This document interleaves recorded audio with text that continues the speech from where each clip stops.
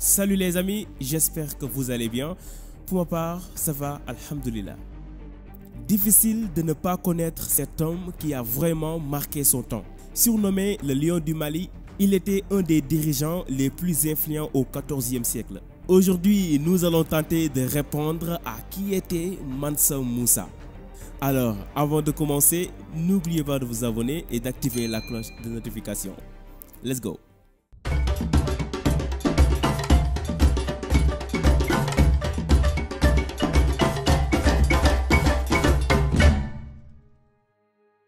Kanka Moussa est né en 1280. Son père s'appelait Fagaley et sa mère Kankou Amidou. Il est issu d'une famille très influente dans l'Empire du Mali, créée environ 45 ans avant sa naissance. Abou Bakar, le grand-père de Moussa, était un des frères de Soundiata Keïta, le fondateur de l'Empire. Cependant, Abou Bakar ne montera pas à la tête de cet empire, idem aussi pour son fils Fagaley qui n'a d'ailleurs pas joué grand-chose dans l'Empire du Mali. De ce fait, Moussa avait très peu de chances de devenir roi. Personne ne pouvait imaginer qu'il deviendra un des rois les plus célèbres de l'histoire de l'humanité. À l'époque, c'était Abou Bakari II qui était le roi du Mali. C'était un roi qui voyageait beaucoup. Certains affirment même qu'il a découvert l'Amérique bien avant Christophe Colomb. Alors, lorsque le roi s'absentait, il devait avoir quelqu'un digne de confiance qui doit le représenter au royaume et ce représentant n'est personne d'autre que Moussa. Abou Bakari II le nomma son représentant puis son dauphin quelque temps plus tard. C'est ainsi que Moussa devient le 10e Mansa, roi des rois, après la disparition tragique du roi en 1312. Il est parti naviguer sans jamais revenir. Le règne de Mansa Moussa est la période la plus prospère de l'Empire du Mali. Le nouveau Mansa le savait et en a bien profité pour marquer l'histoire. La richesse de l'Empire était due aux immenses ressources minières en or qui se trouvaient au Bambouk, actuel Sénégal, et au Bouré, actuel Guinée. Le cuivre et le sel faisaient également partie de ses principales ressources. Alors, l'épisode qui a rendu célèbre Mansa Moussa était son pèlerinage à la Mecque en 1324. 60 000 hommes pèlerinaient avec lui ainsi que 12 000 serviteurs et esclaves, des héros vêtus de soie et des porteurs de bâtons d'or s'occupant des chevaux et des sacs. Sur le chemin, le roi construisait une nouvelle mosquée chaque vendredi, quelle que soit la localité où il s'arrête ce jour-là. Il offrait de l'or partout où il passait. Il dépensa une telle quantité d'or au Caire, à Médine et à la Mecque qu'il fit chuter le cours d'or pendant 10 ans. Oui, 10 longues années. Il était incroyablement riche. Il était et jusqu'à présent l'homme le plus riche de l'histoire de l'humanité. Sa fortune est 5 fois plus élevée que celle de Bill Gates. Elle est estimée à environ 400 milliards de dollars. Je vous laisse imaginer combien il était influent à l'époque. Mansa Moussa était aussi et jusqu'à présent le seul homme dans l'histoire à contrôler directement le prix de l'or. Il pouvait lui seul influencer le cours de l'or. Par exemple, après avoir perturbé l'économie de l'Égypte et de l'Arabie Saoudite, il emprunte à haut intérêt tout l'or qu'il peut emporter aux prêteurs du Caire, juste dans le but de stabiliser à nouveau le prix de l'or. Contrairement au précédent Mansa qui était surnommé le roi navigateur, Moussa, lui, était un grand bâtisseur. De son retour à la Mecque, il amène à Tombouctou des architectes venus d'Al-Andalus et du Caire afin d'édifier son palais et la mosquée Djingaraybe. Pour la conception et la construction de cette mosquée qui pouvait accueillir jusqu'à 12 000 fidèles, le Mansa offre 200 kg d'or à l'architecte, ce qui équivaut aujourd'hui à environ 9 600 000 €. Cependant, son œuvre la plus connue est la Médersa de Sankoré, une université construite en sable entre 1225 et 1433. Cette université a permis en 1988 d'inscrire la ville de Tombouctou au patrimoine mondial de l'UNESCO pour ses richesses culturelles et historiques. Près de 100 000 manuscrits datant de la période impériale ouest-africaine, inscrits en arabe ou en peul, ont été recensés dans l'université. C'était un lieu de connaissances illimitées.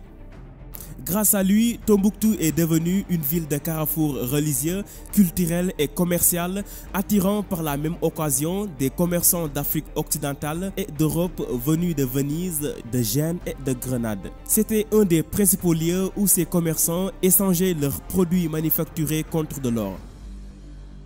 Les projets fabuleux du roi bâtisseur ne se limitaient pas uniquement à Tombouctou.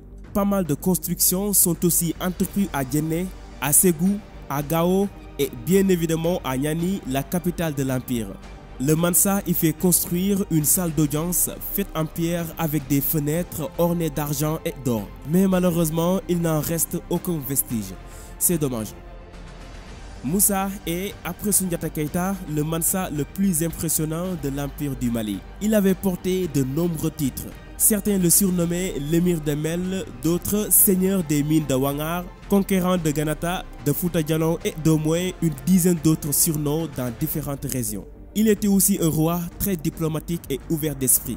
D'ailleurs, ses relations avec l'Égypte ou le Portugal et d'autres pays ont été astucieuses. Il était beaucoup admiré à l'étranger. Difficile de préciser le moment exact du décès de Mansa Moussa. Il y a plusieurs sources qui se diffèrent à propos de la date de sa mort. Certains défendent que Moussa est décédé peu de temps après son retour de la Mecque en 1325.